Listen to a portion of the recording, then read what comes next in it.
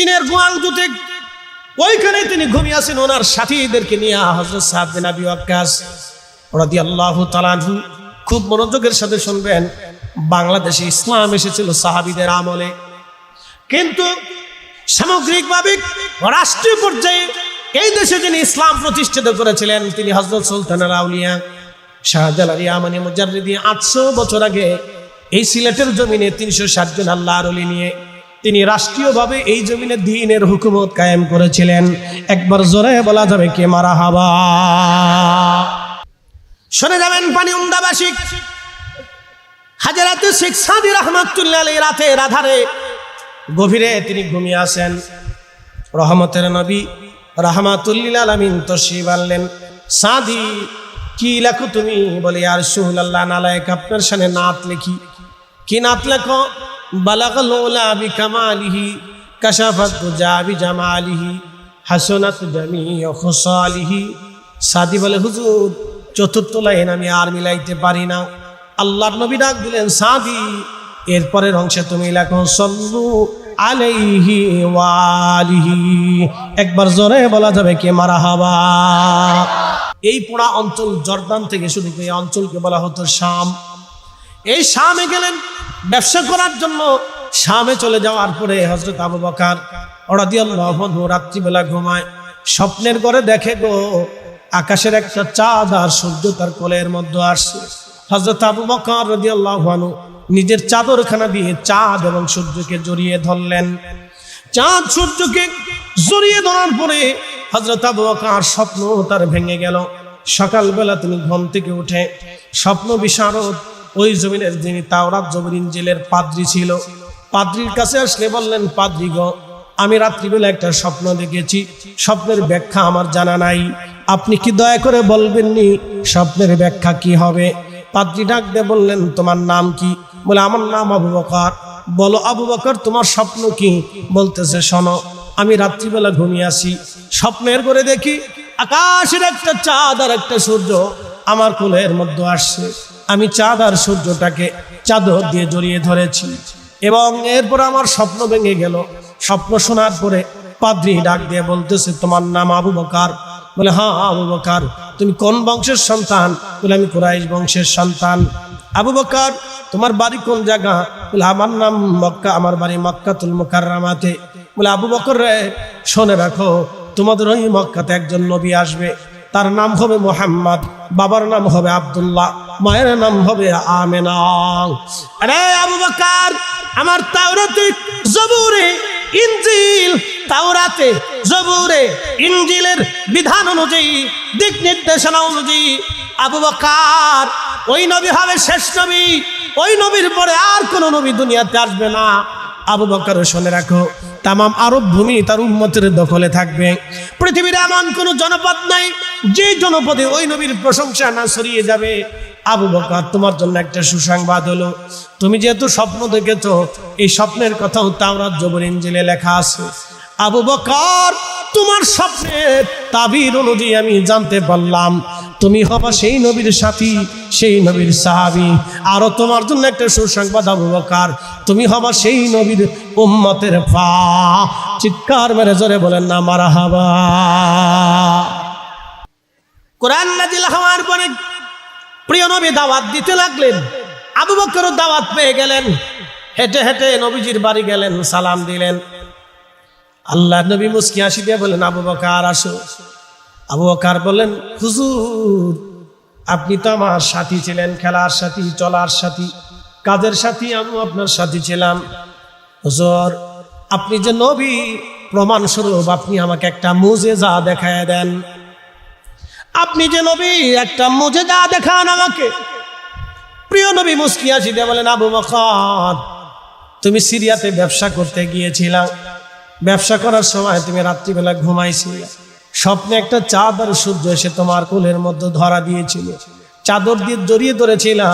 সকালবেলা পাদ্রীর কাছে যে স্বপ্নের তাবির নিয়েছিল। আবু বকর, তাবিরের ব্যাপারে পাদ্রী আমার কথা, তোমার কথা তো বলেই দিয়েছে। আবু বকর, এরপরেও কি তুমি মুজেজা দেখতে চাও? আবু বকর ডাক দে বলে, হুজুর, স্বপ্নের কথাও আপনার খবর আছে। আর দেরি না, আপনার জবানে মিলে পড়ে দেন লা ইলাহা ইল্লাল্লাহু মুহাম্মাদুর রাসূলুল্লাহ সাল্লাল্লাহু আলাইহি ওয়াসাল্লাম। উম্মত কি স্বপ্ন দেখে নবীর দরবারে খবর হয়? উম্মত নবীর শানে কি লেখে দরবারে মুস্তাফাতে তার খবর হয়? উম্মত কি লেখে দরবারে মুস্তাফাতে তার খবর হয়? উম্মত কি বলে দরবারে মুস্তাফাতে তার খবর হয়? একবার জোরে বলা যাবে কি মারহাবা। শুধু তাই নয়, আজকের মাহফিলটাও দরবারে মুস্তাফাতে খবর হয়ে যায়। হযরতে মাওলানা আব্দুর রহিম মুহাদ্দিস দেহলভী রাহমাতুল্লাহ আলাইহি প্রত্যেক বছরে বাড়িতে মিলাদুন নবীর মাহফিল দিতেন। গরুর গোশত গরু জবাই দিয়ে রান্না করে ভুনা করে খাওয়াইতেন। চমৎকার মেহমানদারি হতো।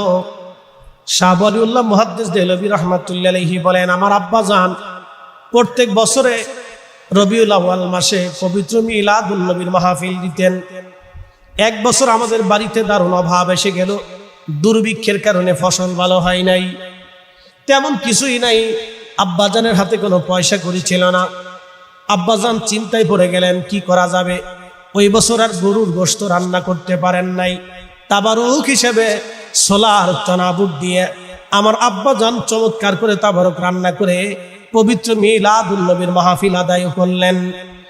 রাত্রিবেলা আমার আব্বাজান ঘুমিয়ে পড়েছেন, ক্লান্তিতার কারণে রাত্রিবেলা ঘুমানো। স্বপ্নের ঘরে দেখে রে রাহমাতুল লিল আলামিনকে দেখা যায়। বিশ্ববিখ্যাত মুহাদ্দিস শাহ ওয়ালিউল্লাহ মুহাদ্দিস দেহলভী রাহমাতুল্লাহ আলাইহি বলতেছেন, আমার আব্বাজান বলতেছিলেন, আমি দেখলাম রাত্রিবেলা রহমতের নবী আমাকে দেখা দিলেন। প্রিয় নবীজি জান্নাতের ভিতরে জান্নাতুল ফিরদাউসে অবস্থান করতেছেন।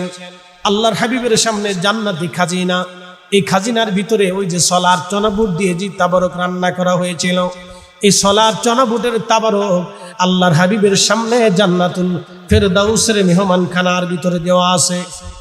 আমার আব্বাজান বলতেছিলেন, ঠিক তখন আমি দেখি আমার পেয়ারা নবী রহমতের নবী আমার দিকে তাকাইয়া তাকাইয়া তাকাইয়া মুস্কিয়ে মুস্কিয়ে হাসে।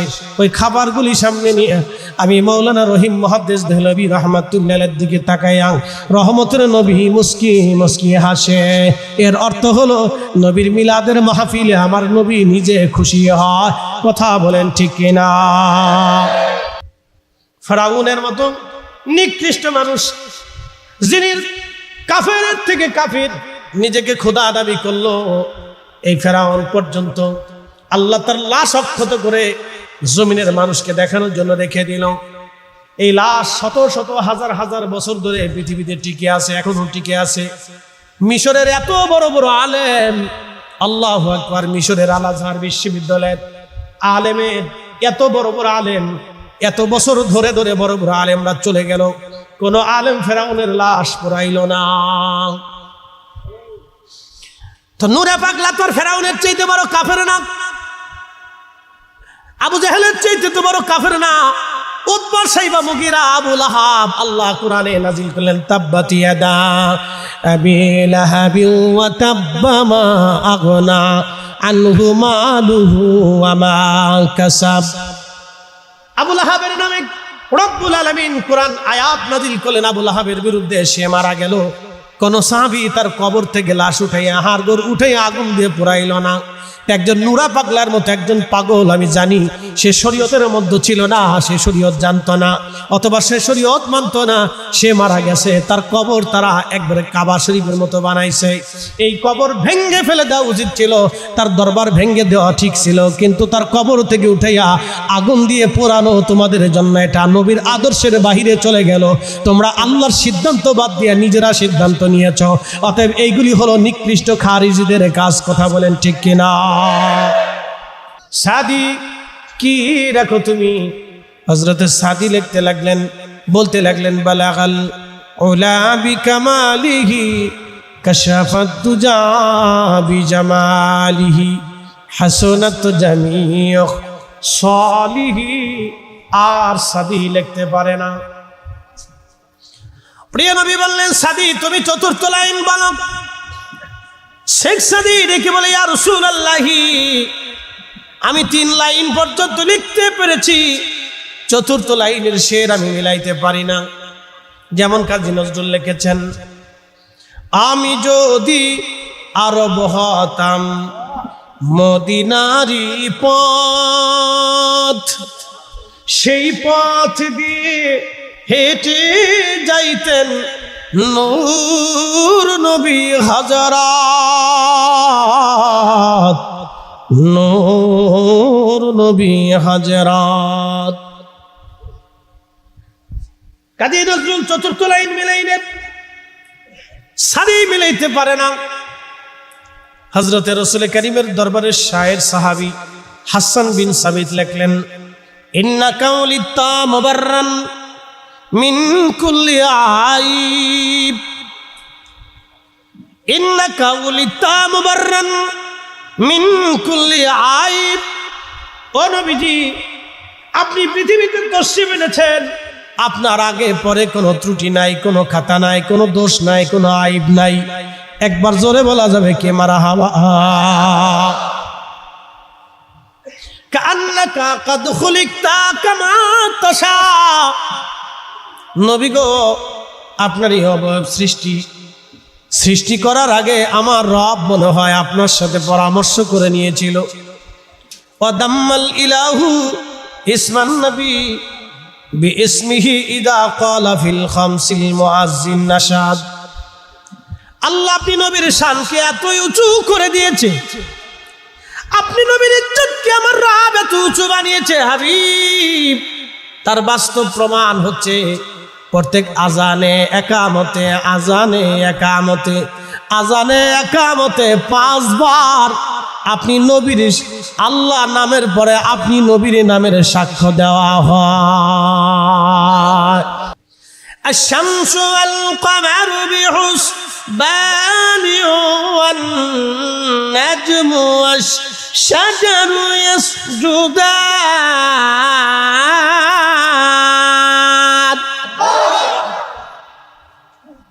সূর্য এবং চাঁদ নিজস্ব কক্ষপথে তারা পরিভ্রমণ করে।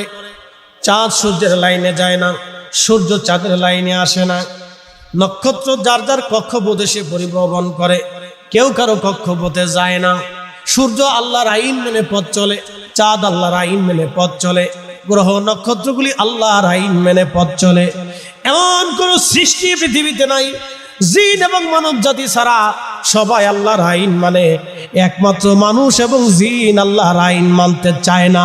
কথা বলেন ঠিক কিনা? একমাত্র মানুষ এবং জিন, এই দুইটা জাতি আল্লাহর আইন মানতে চায়। মনোযোগ দিয়ে, সূর্য তার পথে চলমান। হাসান বিন সাবিত বলতেছেন, ওয়া শাক্কালাহু লিউদিল্লাহু ফাজুল আরশি মাহমুদুন ওয়া হাযা মুহাম্মদ। নবী গো, ওয়া শাক্কালাহু লিউদিল্লাহু ফাজুল আরশি মাহমুদুন ওয়া হাযা মুহাম্মদ। এটা হলো শেষ লাইন। হাসান বিন সাবিত লিখলেন, এর আগে লিখলেন, ওয়াদাম্মাল ইলাহু ইসমান নবী বিইসমিহি ইদা ক্বালা ফিল খামসিল মুআজ্জিন আশহাদ। আপনার নামকে এত সমুজ্জ্বল করেছে আমার আল্লাহ, প্রত্যেক আজানে একামতে আপনি নবীর নাম আমার আল্লাহ, আল্লাহ নামের পরেই আপনার সাক্ষ্য জোড়া দিয়ে দিয়েছেন। আশহাদু আল্লা ইলাহা ইল্লাল্লাহর পরে আশহাদু আন্না মুহাম্মাদার রাসূলুল্লাহ বলে আল্লাহ চালু করে দিলেন। এবার আপনাদেরকে বুঝাই পৃথিবীর ভৌগোলিক অবস্থা আপনাদেরকে শোনাই। বাংলাদেশে যখন সূর্য ওঠে, ঠিক ভারতে তার আধা ঘন্টা পরে সূর্য ওঠে। বাংলাদেশে ঢাকাতে যখন সূর্যের উদয় হয়, ঠিক তার 5 মিনিট পরে ঠাকুরগাঁয়ে সূর্য উদয় হয়। বাংলাদেশে ঠিক যখনই সূর্য উদয় অস্ত যায়, ঢাকাতে ঠিক তার 5 মিনিট পরে ঠাকুরগাঁয়ে সূর্য অস্ত যায়। ঢাকার মাগরিবের আজান আর ঠাকুরগাঁয়ের মাগরিবের আজান এক সময় হয় না, 5 মিনিট আগে পরে হয়।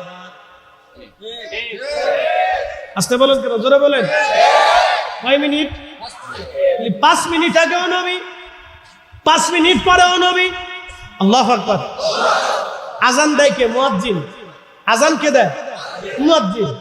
ঢাকাতে আজান হলো যে সময়, এ সময় আশহাদু আন্না মুহাম্মাদার রাসূলুল্লাহ, এর 5 মিনিট পরে ওই সাক্ষ্য, তারপরে কলকাতায় গেলে আরো 2 মিনিট, এরপরে কলকাতায় গেলে আরো 2 মিনিট পরে সাক্ষ্য, তারপরে যত আগাবেন পশ্চিমের দিকে যত দূরে যাবেন মাগরিবের রক্ত তত পিছাইতে থাকবে, যত পিছের দিকে যাবেন পশ্চিমের দিকে যাবেন মাগরিবের রক্ত ততই পিছাইতে থাকবে।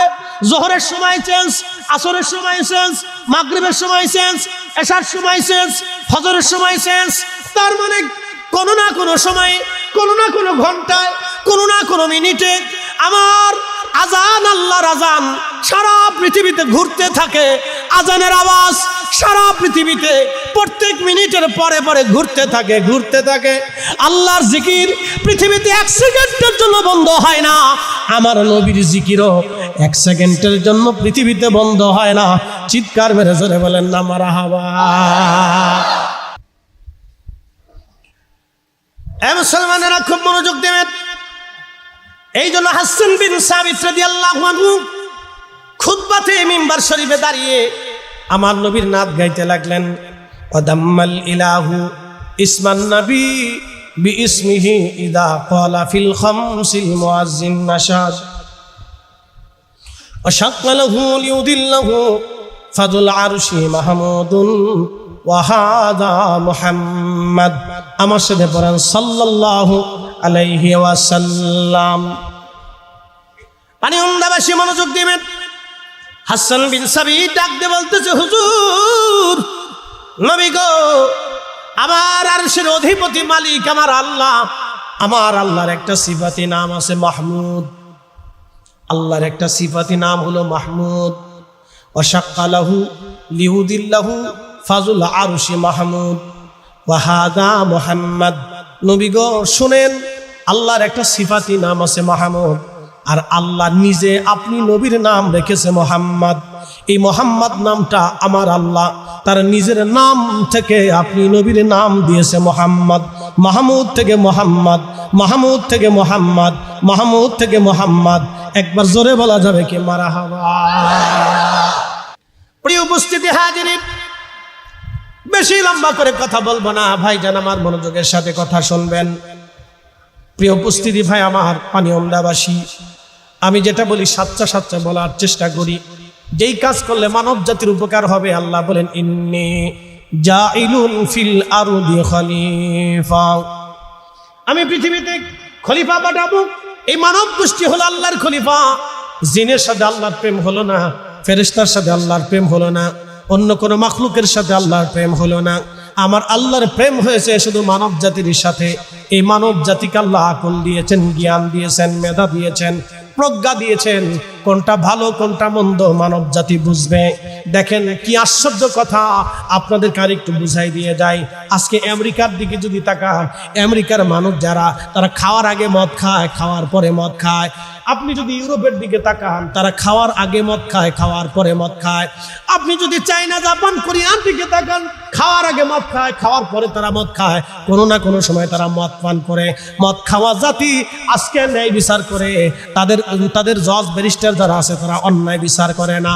মদ খাওয়া জাতির পুলিশ বাহিনী, তারা দেখবেন চোর ডাকাত ধরে নিয়ে যায়, টাকার বিনিময়ে ছেড়ে দেয় না। কিন্তু আমরা কালমা পড়নেওয়ালা মুসলমান জাতি, নবীর আদর্শ মেনে নেওয়া জাতি, আমরা মুসলমান জাতি, বাঙালি জাতি, আমরা মদ খাই না, আমরা মদ খাই না, কিন্তু আমরা ঘুষ খাই, আমরা সুদ খাই। কথা কর না কেন? আল্লাহ মানব জাতি বানাইলেন, আল্লাহর খলিফা বানাইয়া আল্লাহ পাঠাইলেন। আল্লাহর খলিফা কেমন তারা খলিফা হবে? হযরতে মূসা কালিমুল্লাহর জমানাতে, মূসা কালিমুল্লাহর জমানাতে বৃষ্টি হয় না, বহুদিন বৃষ্টি হয় না। মূসা নবীর উম্মতেরা মূসা নবীর কাছে এসে বললেন, ওগো আল্লাহর নবী, বহুদিন হলো আমাদের জমিনে বৃষ্টি হয় না গো আল্লাহর নবী, আপনি আল্লাহর কাছে দোয়া করে দেন যেন আমার রব আকাশ থেকে বৃষ্টি পাঠায়। হযরত মূসা আলাইহিস সালাম বললেন, ও আমার উম্মত, তোমরা আসো, আমরা বিরাট বড় প্রান্তরে সবাই একত্রিত হয়ে সালাতুল ইস্তিসকার নামাজ পড়ে আমরা আল্লাহর দরবারে দোয়া করি। আশা করা যায় রব আমাদের দোয়া কবুল করবে। বনি ইসরাইলের লক্ষ লক্ষ মানুষ নিয়ে হযরত মুসা কালিমুল্লাহ রওনা করলেন। মুসা আলাইহিস সালাতু ওয়াস সালাম সালাতুল ইস্তিসকার নামাজ পড়াইলেন। হাজার হাজার লক্ষ লক্ষ বনি ইসরাইল সালাতুল ইস্তিসকার নামাজ আদায় করলেন। আমাদের দেশে সালাতুল ইস্তিসকা হয়, বলে কি সালাতুল ইস্তিসকা হয়? আমাদের দেশে 6 জনে নামাজ পড়ে, 3 জনে ভিডিও করে, আর 4 জন বসে বসে দেখে। এখন নবী মুসা, হযরত মুসা কালিমুল্লাহ সমস্ত জাতির বনি ইসরাইল নামাজে দাঁড়িয়ে গেলেন। নামাজ হলো, নামাজ পড়ে হযরত মুসা কালিমুল্লাহ দোয়া শুরু করলেন, আল্লাহ আল্লাহ বৃষ্টি দেন, বৃষ্টি হয়, বৃষ্টি দেন আল্লাহ, বৃষ্টির দরকার। বহু দোয়া করলেন কিন্তু বৃষ্টি হলো না। আকাশে 2-4টা মেঘ যা ছিল উড়ে উড়ে অন্য জায়গায় চলে গেল। বনি ইসরাইল এসে বলল, নবী মুসা কি দোয়া করলেন আমাদেরকে নিয়ে? দোয়া তো কবুল হলো না, বরং আকাশে 2-4 খণ্ড মেঘ যা ছিল তা উড়ে চলে গেছে। প্রচন্ড গরম পড়া শুরু করেছে। মুসা কালিমুল্লাহ বললেন, আমার উম্মতেরা, যদি বৃষ্টি চাও তাহলে তোমরা একটা ঘোষণা শুনে নাও, জীবনে যে গুনাহ করছো সে চলে যাও, যে গুনাহ করো না সে বসে থাকো।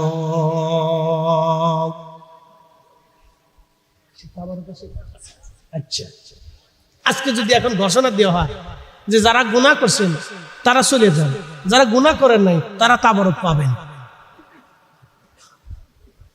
কমিটি, ইমাম সাহেব, সভাপতি, প্রধান বক্তা, বিশেষ বক্তা, অতিথি, দানশীল, দানবীর, সমাজসেবক, ব্যক্তি, কেউ কি বাদ থাকবে? কি কথা কর না কেন? ছোট ছোট বাচ্চা ছাড়া সবাইকে চলে যেত। আচ্ছা, সবই বলবে, থাকবে কে? বাচ্চারা।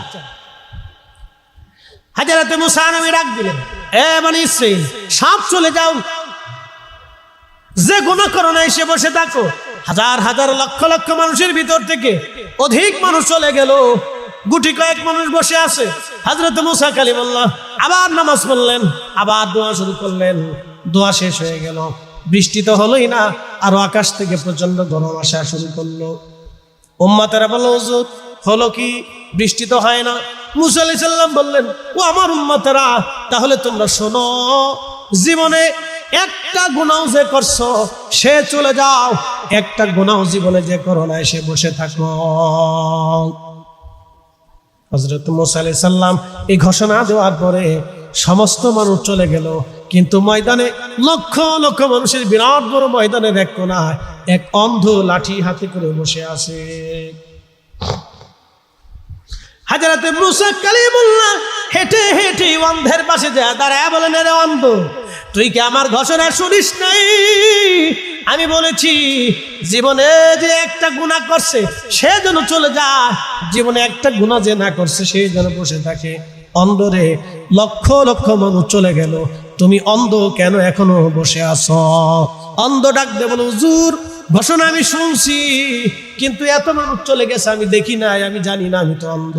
তবে ওগো আল্লাহর নবী একটা কথা শুনে নেন আপনি, আমি অন্ধ, জীবনে কোনোদিন গুনাহ করছি মনে পড়ে না, তবে জীবনে একটা ভুল করেছিলাম, যদি গুনাহ হয়ে থাকে আমি চলে যাব, আর যদি গুনাহ না হয় আমি অন্ধ বসে থাকবো।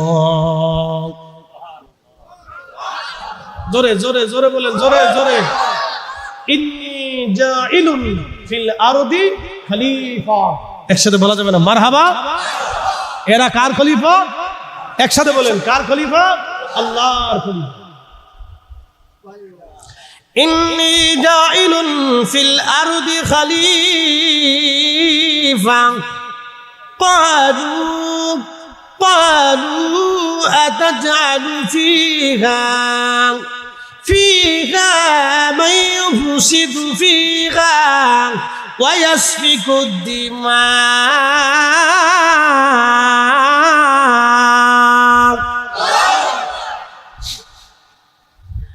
ফেরেশতারা সেই দিন বলল, আল্লাহ এমন খলিফা কি দুনিয়াতে পাঠাবেন যারা ফাসাদ করবে, বিশৃঙ্খলা করবে, অশান্তি করবে? হযরত মুসা কালিমুল্লাহ ডাক দিলেন, এরে অন্ধ, তুই কি বসে আছিস কেন? অন্ধ ডাক দিয়ে বলে, হুজুর আমি জীবনে গুনাহ করেছিলাম, আমার মনে পড়ে না, তবে ওগো নবী আলাইহিস সালাম একটা ভুল জীবনে করেছিলাম, যদি গুনাহ হয় আমি চলে যাব। বলে কি ভুল করছিলি বল। তখন অন্ধ ডাক দিয়ে বলতেছেন, নবী গো, আমি এক রাস্তা দিয়ে হেঁটে হেঁটে যাচ্ছিলাম, রাস্তার পাশেই একটা বাড়ি ছিল, বাড়ির একটা সদর দরজা ছিল, ওই দরজাটা খোলা। আমি রাস্তা দিয়ে যাওয়ার সময় দরজার দিকে আমার চোখ পড়ে গেল। ওই চোখ দরজা খোলা থাকার কারণে অন্ধর মহলে এক বেগানা নারীর শরীরের উপরে আমার নজর চলে গেল। কারণ নারীরা নিজের প্রকোষ্ঠে, নিজের ঘরে তারা নিজেদের মতোই তারা থাকে। কারণ আমি আপনাদের সামনে এখন ওয়াজ করি, আমার মাথায় পাগড়ি, গায়ে জুব্বা, পরনে পায়জামা, মুখে আমার, চোখে আমার চশমা। আমি বসে আছি, আপনারা সুন্দর পোশাক পরে বসে আছেন, উপরে যারা বসা সুন্দর পোশাক। এখন আমি বাড়ি গেলাম, বাড়ি যাওয়ার পর আমি পাগড়ি মাথায় দিয়া, জুব্বা গায়ে দিয়া ঘরের মধ্যে যদি বসে থাকি, আমার স্ত্রী বলবে, বুজুর্গি মাহফিলে দেখাও আমার ঘরের মধ্যে বেরো, চলে যাও, বুজুর্গি আমার সামনে নেই। কথা তো সত্য, যার যার ঘরের ভিতরে শেষে নিজস্ব ভাবেই থাকে। এই জন্য তো ভয়, এই জন্যই বাড়ি, এই জন্য বাড়িকে ঘিরে রাখতে হয়। আপনাদের সিলেটের সিস্টেম খুব ভালো, বাড়ি ঘর ঘিরা থাকে। তো বলতেছে, অন্তর মহলে আমার চোখ চলে গেল, এক বেগানা নারীর দিকে আমার নজর চলে গেল।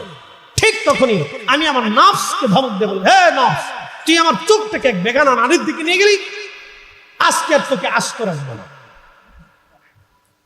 হুজুর, আমি আমার চোখ উঠিয়ে ফেললাম, চোখ নষ্ট করে ফেললাম, যাতে এই চোখ আর কোনোদিন আমাকে কোনো বেগানা নারীর দিকে না নিতে পারে। নবী গো, যদি গুনাহ হয়ে থাকে আমি উম্মত চলে যাব, অন্ধ এখানে আর বসবো না। মুসা আলাইহিস সালাম ডাক দিলেন, অন্ধরে তুমি যাইবা না, কারণ আল্লাহ তোমার দোয়াই কবুল করবে। তুমি গুনাহ করো নাই, বরং গুনার ভয়ে তুমি চোখ অন্ধ করে দিয়ে তওবা করেছো। আল্লাহর বান্দা হাত বাড়াও, তুমি হাত বাড়াইলে হাত দোয়া কবুল হয়ে যাবে। ইমাম আবুল ফারাজ ইবনুল জৌজি 900 বছর আগে তার কিতাবের মধ্যে লেখেন, ঠিক অন্ধ হাত বাড়াই দিয়েছে আল্লাহ। আল্লাহ, আমি হাত বাড়াইছি, বৃষ্টি যদি না দাও এই অন্ধ হাত নামাবে না। আল্লাহ, এক্ষুনি বৃষ্টি দাও, তাড়াতাড়ি বৃষ্টি দাও। ইমাম আবুল ফারাজ ইবনুল জৌজি রাহিমাহুল্লাহ বলেন, আল্লাহর আকাশ থেকে অঝোর দ্বারায় বৃষ্টি নাজিল হয়ে গেল। একসাথে বলেন আল্লাহু আকবার। ওলিরা আছে না নাই? তখনও ওলি ছিল, এখনো ওলি আছে, আগামীতেও ওলি থাকবে। যারা রাজনীতি করেন আপনারা শুনে নেন, আপনাদের দল 100 বছর পরে থাকবে না, কিন্তু হযরত শাহজালাল ইয়ামানী 100 বছর পরে থাকবে। বাংলাদেশে 100 বছর পরে, বাংলাদেশে এখন যত রাজনৈতিক দল আছে 100 বছর পরে হয়তো থাকবে না, অথবা 100 বছর পরে আমাদের স্বাধীনতা নাও থাকতে পারে। বলে এটা কি করে সম্ভব? বাংলাদেশ কখনোই এক সময় নবাবী আমলে স্বাধীন ছিল, ব্রিটিশ আমলে পরাধীন, পাকিস্তান আমলে পরাধীন, এখন হয়েছে স্বাধীন। আবার 100 বছর পরে পরাধীন হতে পারে। কোন রাজনৈতিক দল নাও থাকতে পারে, কিন্তু কাদেরিয়া থাকবে, চিশতিয়া থাকবে, নকশবন্দিয়া থাকবে, মোজাদ্দিদিয়া থাকবে, শাহজালাল ইয়ামানী থাকবে, 360 আউলিয়া থাকবে, 12 আউলিয়া থাকবে, অলিরা থাকবে, অলিদের মাসলাক থাকবে, আহলে সুন্নাত ওয়াল জামাত কিয়ামত পর্যন্ত টিকে থাকবে। কথা বলেন ঠিক না বেঠে? টিকে থাকবে। হ্যাঁ, এটাই তো অতএব পারাপারি করে লাভ, জোরাজুরি করে লাভ। জোরাজুরি করে যদি ধর্ম প্রতিষ্ঠিত করা যাইতো, তাহলে তো ওই বহু জনে ধর্ম প্রতিষ্ঠিত করে ফেলতো। এই জন্য অলিরা জোরাজুরি করেন নাই, লাড়ালাড়ি ফাড়াফাড়ি গুতাগুতি করেন নাই। কালেমার দাওয়াত দিছে, মানছে, মানো, না মানলে তোমার ইমান নেই, তুমি চলে যাও। কোন হিন্দুকে জোর করে এনে কালেমা পড়ার ইতিহাস পৃথিবীর কোন কিতাবের ভিতরে নাই। নিজের মতকে জোর করে চাপিয়ে দেওয়া, এটা খারিজিদের কুকর্ম ছিল। খারিজা নিজের মতকে জোর করে চাপানোর জন্য তারা সাহাবীদের সাথে যুদ্ধ করত। হযরত আলী রাদিয়াল্লাহু আনহু তাদের সাথে সারা জীবন যুদ্ধ করেছেন, হযরত আলী তাদের হাতে শহীদ হয়েছে। মনে রেখে একসাথে বলা যাবে আল্লাহু আকবার? না, জোরে বলেন। আরো জোরে বলেন, আমরা কার খলিফা? জোরে বলতে হবে, আমরা খলিফা কার? খলিফা কার? সুদ খাবো? জোরে বলেন। হাসতে হয়ে গেছে, আর জোরে বলেন। খাবো? ওজনে কম দেব? কলার ভিতরে ফরমালিন দেব? দুধে পানি দেব? মনে রেখে অন্যের ক্ষতি করবেন না, অন্যের টাকা মাইনে দিবেন না। যদি বিশ্বাস না করেন তো টাকা হাওলাত দিয়ে দেখেন, একবার টাকা হাওলাত দিয়ে দেখেন কি যন্ত্রণার যন্ত্রণা। আপনার জুতা থাকবে না, মোবাইল থাকবে না, সম্পর্ক থাকবে না। 2 দিন পর পর ঝগড়া লাগবে, যুদ্ধ লাগবে। কথা খারাপ কিছু ভাই, বাস্তব। এটা হচ্ছে আমরা মানুষ। আচ্ছা বলেন তো, বাড়িতে কুকুর আছে, খাবার খাওয়ান, কুত্তা কি বেঈমানি করে? একসাথে বলেন, দুনিয়ার কোন কুকুরকে বেঈমানি করতে দেখছেন? দুনিয়ার কোন বিড়াল রে বেঈমানি করতে দেখছেন? গাভীরে খাবার খাওয়ান, ও আপনাকে দুধ দেয়, আপনাকে দুধ দেবে, দুধ দেওয়ার পরে ও বাচ্চারে খাওয়াবে। গাভী বেঈমানি করে না, গরু বেঈমানি করে না, ছাগলে বেঈমানি করে না, এই কুত্তা ছাগলে বেঈমানি করে না, কুকুর বিড়ালে বেঈমানি করে না। পাখির আদর করবেন, সেও ডিম দিবে। মোরগ মুরগি বেঈমানি করে না, ওদেরকে খাওয়াবেন, ওরা ডিম দিবে। হাঁস পাখিতে বেঈমানি করে না, ওদেরকে খাওয়াবেন, ওরা ডিম দিবে। একমাত্র মানব জাতি, একমাত্র মানব জাতি সন্তান 40 বছর খাওয়াবেন, 40 বছর পরে সন্তান বাপের জবাই দিতে যায়, 40 বছর পরে সন্তান মাকে মারতে যায়। কথা বলেন ঠিক না? উচিত কথার বাদ নাই, উচিত কথার বাদ নাই, উচিত কথার বাদ নাই। মানুষ হইতে হবে আগে। মানুষ যেহেতু মানুষ হয়ে এসছেন, মানুষ হতে হবে, আল্লাহর খলিফা হতে হবে। সেই জন্য আল্লাহর আইনে নিজের জীবন বাস্তবায়ন করতে হবে। আল্লাহ আমাদের তৌফিক দান করুন। সকলে বলেন আমিন। আসেন নবীজিকে সালাম জানাই। ইয়া নবী সালাম আলাইকা।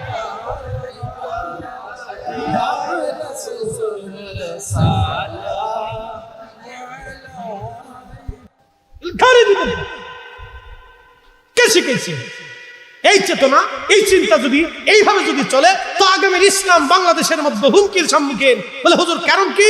সারা পৃথিবীতে মেসেজ যাবে, বাংলাদেশে উগ্র জনতা, তৌহিদি উগ্র জনতারা টুপি মাথায় দিয়া মানুষের কবর থেকে উঠাইয়া কবরের মানুষের লাশ পুরাইয়া তারা তাকবীর দেয়। তার উগ্র জনতা বাংলাদেশে উগ্রবাদীর স্থান হয়ে গেছে। এটা আমাদের জন্য আগামীর দিনের ভবিষ্যৎ অন্ধকার। ভবিষ্যৎ অন্ধকার। আপনি জানেন না ভবিষ্যৎ অন্ধকারে দেশে যদি এইভাবে চলে, এক্ষুনি এর লাগাম টেনে ধরতে হবে, এক্ষুনি এর লাগাম টেনে ধরতে হবে। এখনো যদি এর লাগাম টেনে ধরা না হয় তাহলে আগামীর বাংলাদেশ অন্ধকারে নিমজ্জিত হবে। সারা পৃথিবী থেকে আমাদের দেশের উপর আক্রোশ আসবে। এদেশের প্রায় 2 কোটি মানুষ প্রবাসে থাকে, বিদেশে থাকে।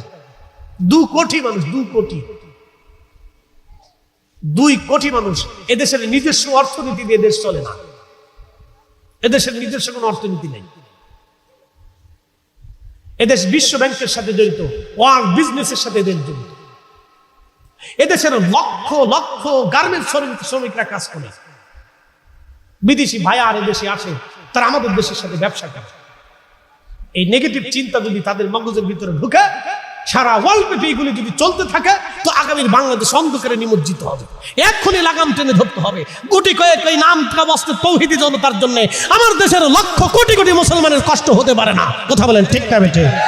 এটা শাহজালালের জমিন, শাহপরানের জমিন, শাহ আমানতের জমিন, বদর শাউলিয়ার জমিন, 360 আউলিয়ার জমিন, 12 আউলিয়ার জমিন, তাতার শের জমিন, এটা কমরুদ্দিন রুমির জমিন, খান জাহান আলীর জমিন, এটা আল্লাহর ওলিদের জমিন, উলামা ইকরামের জমিন, আউলিয়া ইকরামের জমিন। কথা বলেন ঠিক না বেটে? 1450 বছরের ইতিহাসে এদেশে এগুলি কেউ করে। 2 দিন পর পর রাজনৈতিক অস্থিরতা, এই অস্থিরতা, সেই অস্থিরতা, মারামারি, কাটাকাটি, খুনোখুনি, হানাহানি, দাবরাদাবি, ফানাফানি, এইগুলি যদি এখনই বন্ধ না হয় তাহলে আগামীর বাংলাদেশ অন্ধকারে নিমজ্জিত হবে। আমার দেশের লক্ষ লক্ষ ছেলেরা বেকার, আমার দেশের লক্ষ লক্ষ মেয়েরা বেকার, আমার দেশের লক্ষ লক্ষ ছেলেরা বেকার। বাপের হোটেলে খায়, বাপের হোটেলে খায়, বাবা খায়, গাঁজা খায়। কি কথা কন না? এই আস্তে কন কেন? ডরায় ডরায় বলেন। তো এইভাবে যদি চলতে থাকে তো আগামীর দেশ অন্ধকার। আমাদের আলেমদের উচিত ছিল মিলাদুন নবী বন্ধ করা না, আমাদের আলেমদের উচিত ছিল এক টেবিলে বৈশা এখনই এদেশের নেশার লাগাম টেনে ধরা। আমাদের আলেমদের উচিত ছিল পাহারা দেওয়া, দেশে দেশে কোনায় কোনায় বাড়ি বাড়ি ঘরে ঘরে পাহারা দেওয়া। যারা এদেশে ইয়াবার ব্যবসা করবে, যারা এদেশে মদের ব্যবসা করবে, যারা এদেশের নেশার ব্যবসা করবে, প্রয়োজন বোধে তাদের বাড়ি আগুন দিয়ে পুড়িয়ে দাও, জ্বালায় দাও। পুরানোর কথা কার বাড়ি পুরাই, আমরা কার বাড়ি ভাঙ্গা শুরু করছে। মাজার মাজার ভেঙে তোমার হবে কি? হ্যাঁ, মাজারে তোমার কি করছে? যেটা ভাঙ্গার দরকার, যেটা প্রতিরোধ করে দেওয়ার দরকার, এদেশের 60 লক্ষ আলেম, হাজার হাজার মাদ্রাসার তলবে আলেম, এদেশের পীর মাশায়েখরা যদি এক টেবিলে বৈশা সিদ্ধান্ত নিত আগামী 24 ঘন্টা পর থেকে বাংলাদেশে কোনো নেশা দ্রব্য আমরা বিক্রি করতে দেব না, খাইতে দেব না, কোনো মদের লাইসেন্স থাকবে না, কোনো নেশা দ্রব্যের লাইসেন্স থাকবে না, সব বার হাউসকে উড়াই দিতে হবে, সব মদের কারখানা উড়াই দিতে হবে। যারা মদের ব্যবসা করবে, যারা ইয়াবার ব্যবসা করবে, যারা নেশার ব্যবসা করবে, তাদেরকে ধৈর্য ধৈর্য আইনা বাজারে শাস্তি দিতে হবে এবং তাদেরকে শনাক্ত কইরা সমাজ থেকে তাদেরকে জুতা করে দিতে হবে। কথা বলেন ঠিক না ঠিক? আল্লাহ কসম করে বলি, এদেশের লক্ষ লক্ষ যুবক বেঁচে যায়। আমরা তা না করে কি করি? একদল জশ্নে জুলুস করতেছে, আরেকদল ইট পাটকেল মারতেছে। তোমার কোরআন হাদিস শিখেছি কি আল্লাহ এটার জন্য নাকি? এগুলির জন্য তো আলেম না। আলেমদের যে কাজ ছিল সেই কাজ আলেমরা না কইরা কাজ করতেছে উল্টা। আমার সমাজ নষ্ট হয়ে যাইতেছে যত দিন যায়। বাংলাদেশে হাজার হাজার নেশা দ্রব্যের কারণে ডিভোর্স হয়ে যাইতেছে। এই ঠিক আছে কোন করে জোরে বলেন। ছেলে যে নেশায় আসক্ত কেউ তো জানে, মেয়ে বিয়ে হয়ে গেছে, বিয়ে হয়ে গেছে, আপনার বোন, আপনার মেয়ে, আপনার সন্তান, বলেন তো আপনার বোনটা বিয়ে দিয়ে দিলেন ভালো একটা ছেলে দেখে, পরে দেখতেছেন ছেলে নেশা করে। একটা নেশা করে ছেলের তো কোনো চরিত্র নাই, তার তো কোনো সেন্স নাই, কখন কি করে সে নিজেও জানে। আপনার বোন অসুস্থ হয়ে পড়তেছে, আপনার মেয়ে বিপদগ্রস্ত হচ্ছে, আপনার ভাতিজি ভাগ্নি বিপদগ্রস্ত হচ্ছে। এক্ষুনি সময় এই নেশার লাগাম টেনে ধরার বাংলাদেশের সব আলেমের উচিত ছিল এক টেবিলে বসা, কিন্তু এখন আমরা বসতে পারি নাই। যদি বসতে না পারি তাহলে আগামীর দিন আমাদের জন্য অন্ধকার। যেটা করার দরকার ছিল সেটার খবর নাই, খালি উল্টেটা নিয়ে আসছে। আমরা মদ খাই না ঠিক আছে, কিন্তু আরেকটা খাই, শুয়োরের গোশত খাই না ঠিক আছে, কিন্তু কুত্তার গোশত খাই। কি আসতে কোন কেন জোরে বলেন? কষ্ট হচ্ছে নি আপনাদের? হ্যাঁ চলবে, এই জোরে বলেন চলবে নি? চলবে নি? মিলাদুন নবীর মাহফিল প্রত্যেক বছরে হবে নি? না হাত উঁচু করে বলেন হবে নি? হবে নি? হবে নি?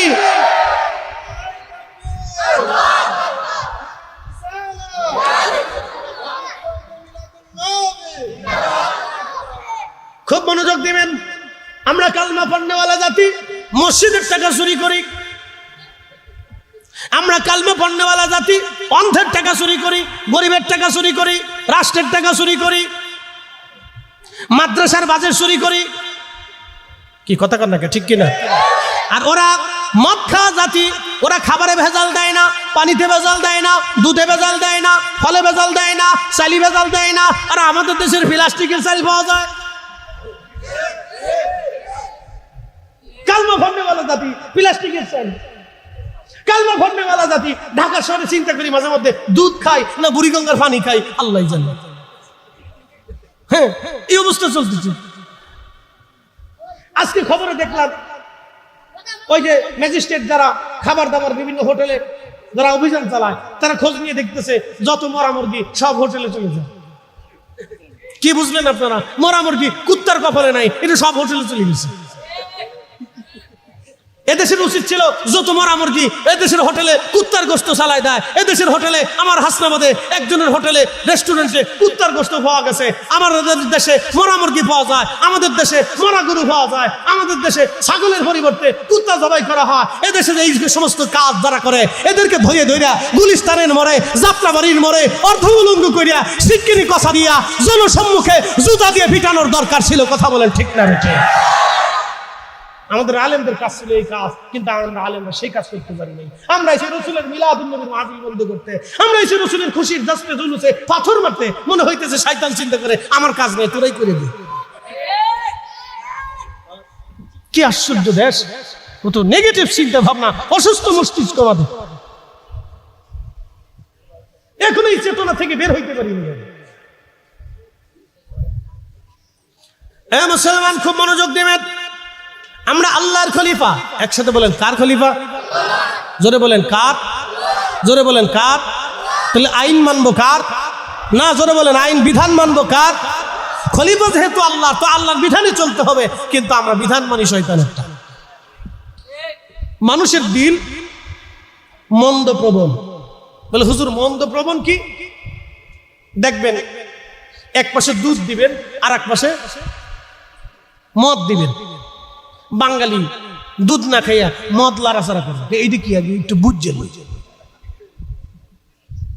মদ কেমন একটু টেস্ট করে দিবে। মানুষ হচ্ছে মন্দ প্রবণ। এক পাশে হালাল রাখবেন, আর এক পাশে সুদ রাখবেন, ও সুদ নেবে, হালাল নিতে চাবে। এক পাশে হালাল রাখবেন, আর এক পাশে ঘুষ রাখবেন, সে ঘুষ নেবে কিন্তু হালাল নেবে। মানুষ মন্দ প্রবণ। রাস্তা দিয়ে সুন্দরী নারী হেঁটে যাবে, বৃদ্ধ পর্যন্ত তার দিকে চোখ লাগায় সাকায় দেখে যে এই বেডি কেডা। আসতে কেন কেন জোরে বলে। আমি মাহফিলে আসার সময় কোন এক বাজারে, এই আপনার ইয়ার থেকে বিশ্ব রোডের পরে রামপুরে, এখান থেকে জাম হয়েছে একবার মাধবপুর পর্যন্ত জাম আজকে। তো কিছু দূর আগানোর পরে পাতাল্লি রাস্তা দিয়ে ঢুকছি, শান্তরার রাস্তা দিয়ে। তো পাতাল্লি দিয়ে আসতে আসতে আসতে আসতে আস্তে আস্তে পাতাল্লি দিয়ে আসছে, তাহলে তো আজকে মাহফিল ধরা হবে। তো বহুত কষ্ট করে মানুষের জিগে যুগে জিগে যুগে পাতাল্লি দিয়ে আসতে। তো একটা যুবক আমার ওয়ার শুনে ওই এলাকায় মাহফিল করছি, ওরা দেখা পরে মোটরসাইকেল দিয়ে ওরা আমার আগে দিয়ে গেছে, হুজুর আপনার আগে দিয়ে। ছেলেটার জন্য দোয়া করি, আল্লাহ ওদের হায়াতে তো ইবাদত করি। ওদেরকে বলছি ভাই মাহফিলে যাইতেছে, একটু রাস্তা। তো ওরা নিজেরা মোটরসাইকেল দিয়ে হুজুর আপনার 5 আসে। পরে ওরা রাস্তা উঠাই দিয়ে আবার ভিন্ন রাস্তা উঠাই দিয়ে মাধবপুর পার করে দিচ্ছে। তো ওই ভিতর দিয়ে আসার সময় দেখি বাংলা সিনেমা চলতেছে চার দোকানে।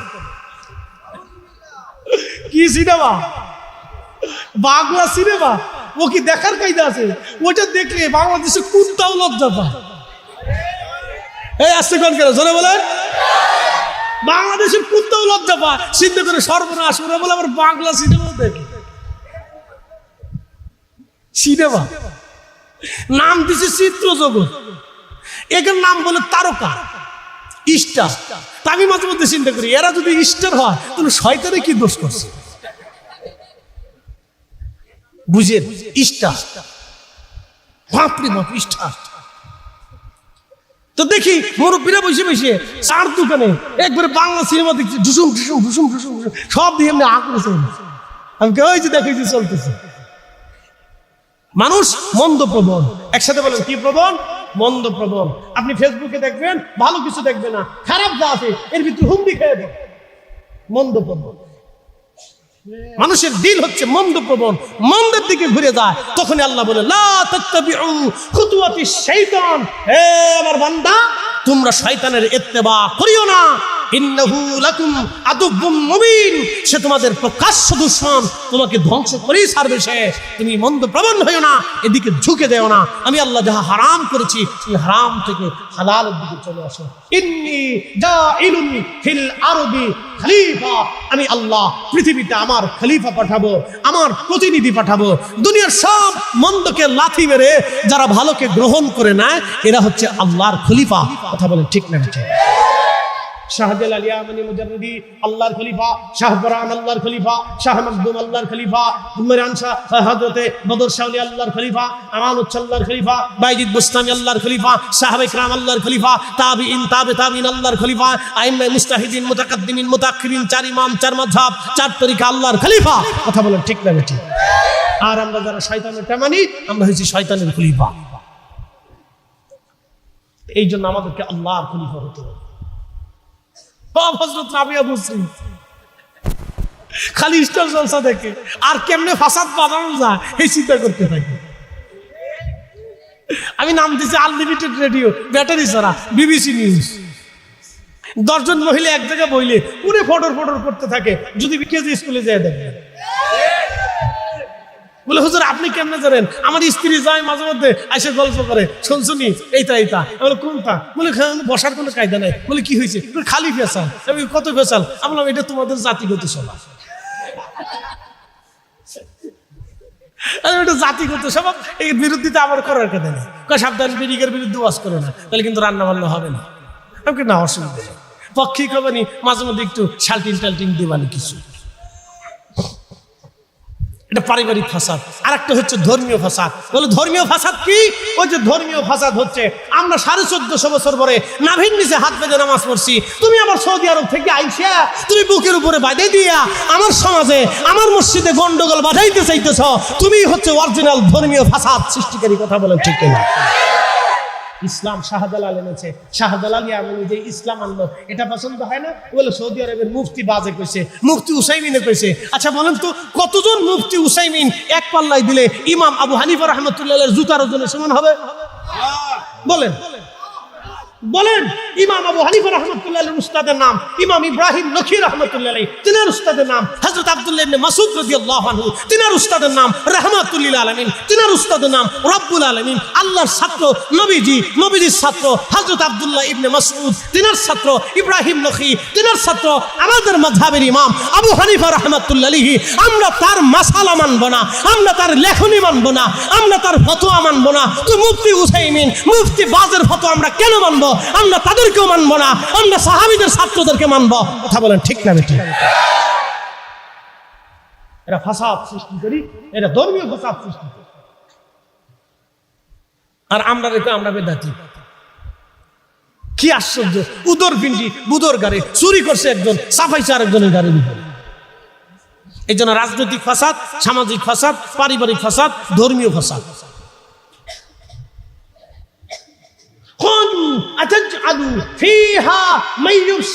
ওরা ফাসাদ করবে, অশান্তি করবে, বিশৃঙ্খলা করবে।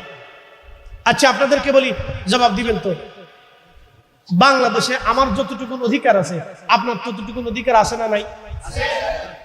একসাথে বলেন, একসাথে বলেন, আছে না নাই? আমি নামাজ পড়বো কি পড়বো না সেটা আমার ইচ্ছা। আপনি জোর করিয়ে আমাকে ধরিয়ে নিয়ে পিটাইয়া মাইরিয়ে নামাজ পড়াইতে বিধান আপনার নাই। এই আসতে কোন কেন? জোরে বলেন। আল্লাহর নবীর জীবনে, সাহাবীদের জীবনে কোনদিন দেখছেন কোন সাহাবীকে পিটাইয়া ধইরিয়া মাইরিয়া নামাজ আনছে? হযরত ওমর শাসন করছেন, উসমান শাসন করছেন, আলী শাসন করছেন, আবু বকর শাসন করেছেন, রিদওয়ানুল্লাহি তাআলা আজমাইন। চার খলিফা, এদের মতো খলিফা পৃথিবীতে আর কোনদিন কোন মা জন্ম দিতে পারবে না। এরা খলিফা আল মাহদি। নবী বলতেন, ফাআলাইকুম বিসুন্নতি, তোমরা আমার সুন্নাহ মানবে, ওয়া সুন্নাতিল খুলাফায়ে রাশিদিন আল মাহদিন, আমার খলিফায়ে রাশিদকে তোমরা মানবে, কারণ তারা হেদায়েত প্রাপ্ত খলিফা হযরত আবু বকর, ওমর, উসমান, আলী রিদওয়ানুল্লাহি তাআলা আলাইহিম আজমাইন। তাদের জমানাতে বিধর্মীরা বসবাস করত। খ্রিস্টান ছিল, পৌত্তলিক ছিল, নাসারা ছিল, বিভিন্ন ধর্মের ছিল, মাজুসি ছিল, বিভিন্ন ধর্মের মানুষ ছিল। তারা বিভিন্ন ধর্মের অনুশাসন, তারা শাসন মেনে চলতো, বিভিন্ন ধর্ম তারা পালন করত। বলেন তো, হযরত ওমর তাদের ধর্মের উপাসনালয় কোনদিন পুড়িয়ে দিয়েছেন? তাদেরকে ধরে এনে পিটিয়ে জোর করে মুসলমান বানিয়েছেন? এমন কোন নজির চার খলিফার জীবনে আছে না? একসাথে বলেন, আছে? জোরে বলেন, আছে? চার খলিফার জিন্দেগিতে জীবনী পার হয়েছে, বহু কাফেরের সাথে যুদ্ধ হয়েছে, বহু দেশ বিজয় হয়েছে, বহু জমিন বিজয় হয়েছে, বহু সাহাবী জীবন দিয়েছে, বহু শহীদরা জীবন দিয়েছে, অনেক যুদ্ধ হয়েছে, শত্রুতা চলেছে, মদিনা আক্রমণ করতে চেয়েছে, মুসলিম মিল্লাত শেষ করতে চেয়েছে। বলেন তো, কাফেরদের যুদ্ধের পরে কাফেরদের লাশ সাহাবীরা আগুন দিয়ে পোড়াই দিয়েছে। জোরে বলেন, কাফেরদের বাড়িঘর পুরাই দিয়েছে, কাফেরদের স্ত্রী সন্তানদেরকে ধরে এনে তাদেরকে হত্যা করেছে, কাফেরদের জমি জমা মাল সামানা গরু ছাগল ধরে নিয়ে চলে গেছে।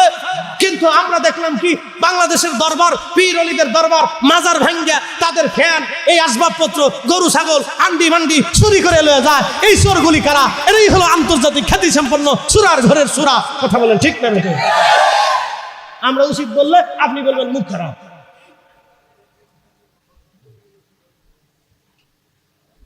কোন সাহাবী করে নাই, চার খলিফার জীবনে নাই। তারা যুদ্ধ করেছে কিন্তু যুদ্ধবন্দীদের সাথে খারাপ ব্যবহার করে নাই। দেশ জয় করেছে কিন্তু ওই দেশে ঢুইকা কারো হত্যা করে নাই, কোনো নারী হত্যা করে নাই, কোনো নারীকে ধর্ষণ করে নাই, কোনো শিশু মারে নাই, কারো বাড়ি আক্রমণ করে নাই, কারো ঘর পোড়ায় নাই, কারো জমি পোড়ায় নাই, কারো ফসল নষ্ট করে নাই, গরু ছাগল ধরে আয় নাই, মাল আসবাবপত্র চুরি করে আনে নাই। এই সংস্কৃতি বাংলাদেশে কে ঢুকাই? এই প্রথাগুলি বাংলাদেশে কারা ঢুকাচ্ছে? এটা খারিজিদের আমদানি করা প্রথা। এইগুলি যদি চলতে থাকে তাহলে আগামী বাংলাদেশ অন্ধকারে নিমজ্জিত হবে, জোরদার হবে, মুল্লুকতার হবে। কথা বলেন ঠিক না বেটি? এগুলি হতে দেওয়া যাবে, এখনই বন্ধ করতে হবে, লাগাম টানতে হবে, নাহলে আগামীর দিন কিন্তু অন্ধকারে নিমজ্জিত হবে। প্রিয় উপস্থিতি আমার, ইন্নী জাইলুন ফিল আরদি খলিফা, আমরা আল্লাহর খলিফা। এই জন্য দেখবেন যারা ওলি আল্লাহ পন্থী, আমাদের কি লোকের সংখ্যা কম? কি বলেন? বাংলাদেশে ফুলতলি দরবার, হবিগঞ্জের, সারা বাংলাদেশের সুন্নি যত দরবার আছে সব দরবার এবং সব মসলক যদি এক হইয়া বলে যে আমরা ঢাকা মাস করব, 24 ঘন্টার ভিতরে ঢাকা শহরে এত মানুষ ঢুকবে যে ঢাকায় আপনি জায়গা দিব তো দূরের কথা, এরকম 5টা ঢাকাতেও জায়গা হবে না। এই কথা বলেন না কেন? ঠিক কিনা? 5টা ঢাকাতেও জায়গা দিতে পারবেন না। যদি বাংলাদেশের সুন্নি উলামা কিরাম, পীর মাশায়েখরা ঐক্যবদ্ধ হয়ে যদি সুন্নি জনতা বলে আমরা ঢাকা মার্চ করব, 24 ঘন্টা ঢাকা যাইতে যত সময় লাগবে তত সময় শুধু ঢাকার মানুষ আর মানুষ দেখবেন। ঢাকা শহরে মানুষ জায়গা দেওয়ার জায়গা খুঁজে পাবেন না, 5টা ঢাকাতেও জায়গা হবে না। কি ভাবতেছেন? জায়গা হবে না। কিন্তু আমরা সহিংসতা কখনো শিক্ষা দিই না। কি কথা কর না কেন? সহিংসতা আমরা শিক্ষা দেই নাই, এই শিক্ষা আমাদের না। দিন খুব আরামের জিনিস, জোরের জিনিসটা। আমি নসিহত করব, এখানে বহু লোক আছেন যারা ফজরের নামাজটাও পড়বে না। ঠিক আছে বলেন কেন? জোরে বলেন। বহু লোক আছে এখানে বসা আছে, জোহরের নামাজ পড়ে নাই।